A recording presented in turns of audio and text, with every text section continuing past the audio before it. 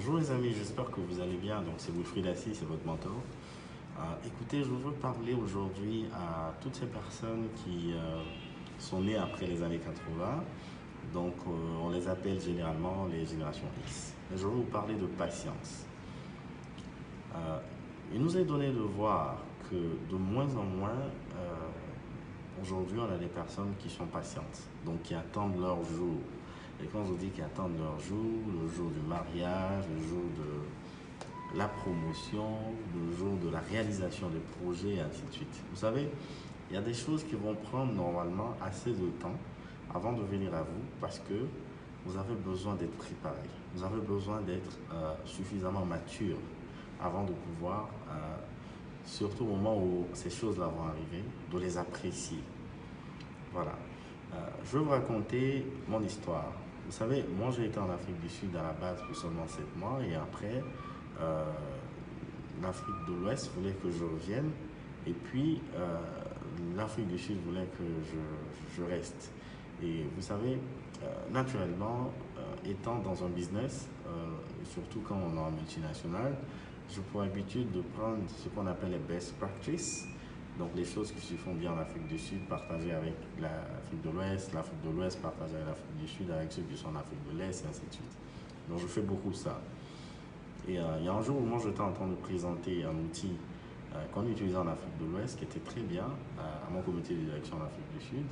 Et voilà, comme la réunion je veux dire, dans laquelle je présentais, elle était euh, proche de la réunion du comité de direction Afrique, donc avec le président Afrique, euh, j'ai eu la chance, hein, j'ai eu la chance que ce monsieur-là, il passait et la porte étant entrouverte, il m'a vu. Donc il est rentré, il a dit, mais toi, je te connais. Vous voyez, parce que quand il venait à Abidjan, euh, lors des forums avec tous les employés, je posais des questions et tout ça, et donc moi, il m'avait remarqué en fait, vous voyez.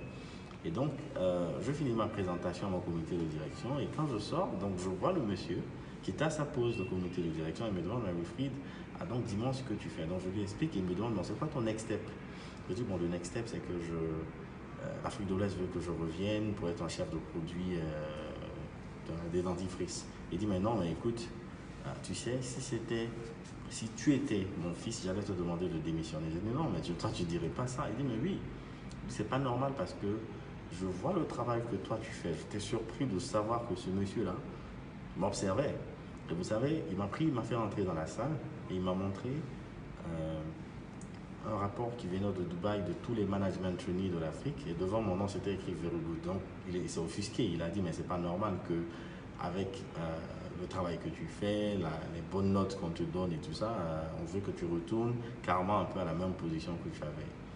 Et il m'a dit, est-ce que ça t'intéresse d'aller être le directeur de Unilever au niveau du Burkina Faso? Parce que le patron du pays, il venait en Afrique du Sud, donc, et lui, il avait la décision. Si je le voulais, dans l'immédiat, il me donnait carrément le poste. Il faut comprendre, j'étais un cadre niveau 1, donc je n'étais pas encore nommé manager, et lui, il voulait me donner un job de manager, même pas manager débutant, mais manager senior, donc carrément près de directeur. Et je n'étais pas préparé pour ça. Vous savez, j'ai refusé. Je lui ai dit, mais non, écoute, je ne suis pas trop prêt. Il m'a dit, mais Wilfried, moi j'ai vu les choses que tu fais. Tu as même une présentation qu'un jour tu as envoyée à ton boss, à ton manager, qui s'est retrouvé chez moi. Et j'ai vu que c'était toi qui avais fait cette présentation. J'ai demandé à tous les country managers de l'Afrique de l'Ouest et autres là, d'utiliser ton format parce que c'était très structuré. J'ai vu aussi ce que tu as fait en Éthiopie hein, avec le lancement de la marque Lifeboat. J'ai vu aussi ce que tu as fait au Cameroun où tu nous as emmenés en tant que Unilever Afrique hein, à partir d'une étude consommateur que tu as réalisée. Tu as pu montrer que la formule du dentifrice qu'on produisait par exemple au niveau de l'Égypte, pour toute l'Afrique, le Machrek, hein, Maghreb, donc tous les pays comme Israël et ainsi de suite, n'était pas suffisamment bonne. Ok, on a pu changer les choses. Donc, je vois l'impact que tu as dans le business. Tu décides tout de suite, moi, je te donne le truc. J'ai dit, non, non, je suis désolé, je ne suis pas prêt. Vous savez ce qui s'est passé le lundi d'après? Il y a eu le vice-président Afrique. Donc, moi, j'étais un cadre niveau 1. Je n'étais pas encore cadre niveau 2, donc manager, pour être cadre niveau 3, directeur et tout. Donc, il m'a confié au vice-président Afrique, qui, lui, est un cadre niveau 4. Donc, et le monsieur, il fait un call avec moi, il me dit, mais Wilfried, écoute, Voilà, le business estime que tu es bon de façon opérationnelle. Je veux juste renforcer un peu plus ton côté stratégique. Donc, du coup, tu me reportes maintenant. Donc, tu rejoins mon équipe centrale et je ne te laisse pas en Afrique du Sud. Je ne te ramène pas en Afrique de l'Ouest. Je t'envoie au Nigeria. Donc, dans un environnement hyper complexe. Et tu vas travailler avec moi directement. Vous voyez? Voici ce que la patience peut t'apporter. Vous voyez, être en cadre niveau 1 et avoir l'opportunité de travailler avec un cadre niveau 4, donc un vice-président, ça te fait comprendre la stratégie automatiquement. Ça te fait, par exemple, participer à des réunions avec de grands directeurs, des vice-présidents, ainsi de suite. Ça te fait carrément découvrir c'est quoi le leadership. Hein. On te donne des conseils. Je me rappelle qu'un jour au Nigeria, j'étais dans une réunion avec plein de VP et tout. Et il y a quelqu'un qui a demandé, mais Wilfried fait quoi ici? Le vice-président qui m'a pris sous ses ailes m'a dit, répondu à ces gens-là, Wilfried est là pour voir comment une réunion senior se tient. Voilà. Et j'étais en train d'être préparé. Aujourd'hui, je vous parle de mentoring, c'est toutes ces choses-là. En fait. Donc comprenez, tu as une opportunité énorme quand tu te retrouves avec quelqu'un de cette trempe, qui est le patron du marketing, un gourou du marketing, avec qui tu apprends. Vous voyez?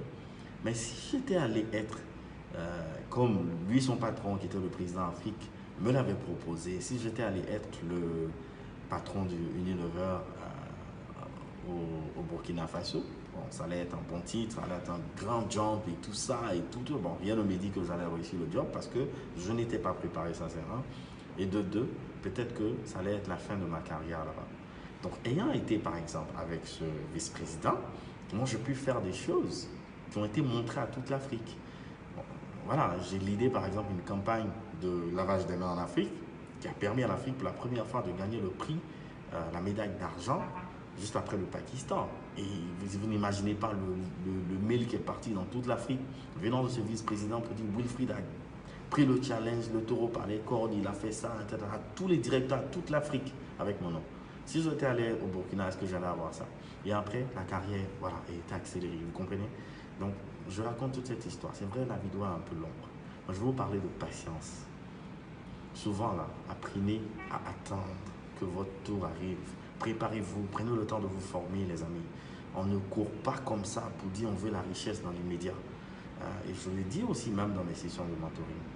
Surtout vous qui êtes les nouveaux, les jeunes professionnels. On se forme d'abord. On se forme, on est bon dans le job. On a de bons retours, ainsi de suite. Et après, vous allez voir, l'argent va vous poursuivre.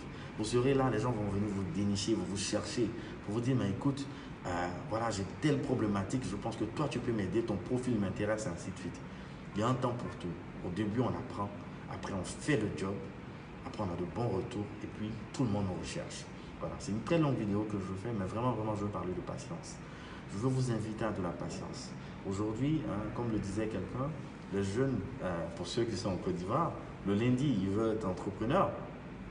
Le mercredi, ils s'achetaient une Mercedes. Et puis le samedi, se retrouver voilà, à Assini, donc un endroit un peu paradisiaque et faire la belle vie. Rien ne se passe rapidement.